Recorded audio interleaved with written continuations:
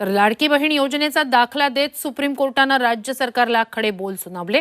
लाडकी बहीण योजनेसाठी पुरेसे पैसे आहेत, मात्र जमीन मालकांना भरपाई देण्यासाठी पैसे नाहीत अशा शब्दात सुप्रीम कोर्टानं राज्य सरकारला फटकारला। वन संरक्षणाशी संबंधित TN गोदावर्मन सुनावणी दरम्यान शपथपत्र सादर न केल्यानं महाराष्ट्र सरकार आणि मुख्य सचिवांना सुप्रीम कोर्टानं फटकारलंय। 13 ऑगस्टपर्यंत या संदर्भात शपथपत्र सादर करण्याचे निर्देश दिलेत।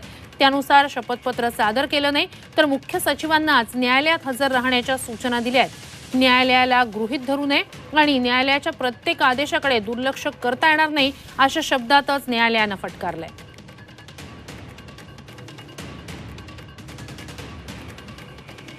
म्हणजे काही माझ्या लाडक्या बहिणीच्या संदर्भात तर काही त्यांनी नकार दिला नाही। एखाद्या केसमध्ये काही पैसे देण्याच्या संदर्भात तांत्रिक कारणं असतील तर त्या तांत्रिक कारणाला माननीय कोर्टाने निर्णय दिल्यावर ते पैसे देतील, पण कान उघडणीचा प्रश्नच येऊ शकत नाही।